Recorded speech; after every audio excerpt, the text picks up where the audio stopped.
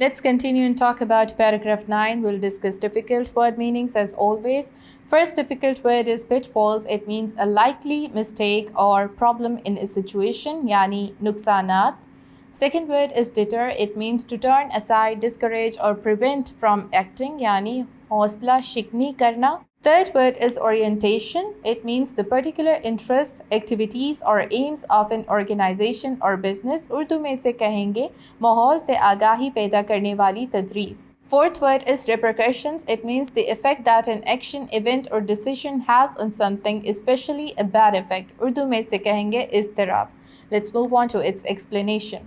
Regrettably, our educational institution do not train our students के academic stress को कैसे handle करना है, कैसे साथ लेके चलना है, क्योंकि हमारा जो educational system है उसमें obviously student बहुत ज़्यादा stress से go through कर रहे होते हैं and unfortunately इतने ज़्यादा counseling sessions भी नहीं होते, counselors भी नहीं होते कि उनको ये बता सके कि pressure से किस तरीके से गुजरना है, किस तरीके से लेके चलना है.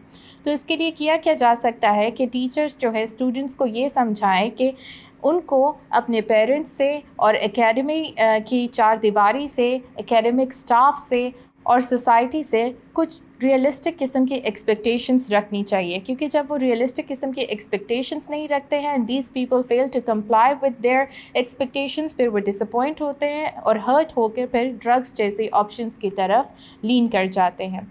टीचर्स को सिर्फ वर्बली उनको नहीं समझाना चाहिए कि ड्रग्स के क्या नुकसानात हैं, ड्रग्स क्यों इतने ज़्यादा हार्मफुल है, क्योंकि इससे सिर्फ क्या होगा, एक लिमिटेड टाइम तक वो ड्रग को यूज़ नहीं करेंगे, बल्कि कुछ एडिशनल ऑप्शंस भी होनी चाहिए, जैसे कि हेल्दी एक्टिविटीज़ को कंडक्ट करना under the guidance of some health and physical educational instructor. इससे वो अपना टाइम फ़िज़िकल एक्टिविटीज़ में लगाएंगे, स्ट्रेस को भगाने के लिए, स्ट्रेस से रिलीफ़ लेने के लिए, ना कि ड्रग्स की तरफ माइल होंगे.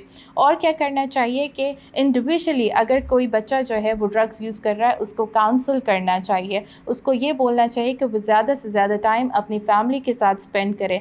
मोर ओवर हर वीकेंड पे एक ओरिएंटेशन प्रोग्राम रखना चाहिए जिसमें स्टूडेंट्स को बताया जाए कि ड्रग्स यूज़ करने के क्या नुकसानात है, किस तरीके के नुकसानात, spiritual, physical, psychological and societal repercussions क्या हो सकते हैं अगर एक इंडिविजुअल ड्रग्स में इंडल्ज है.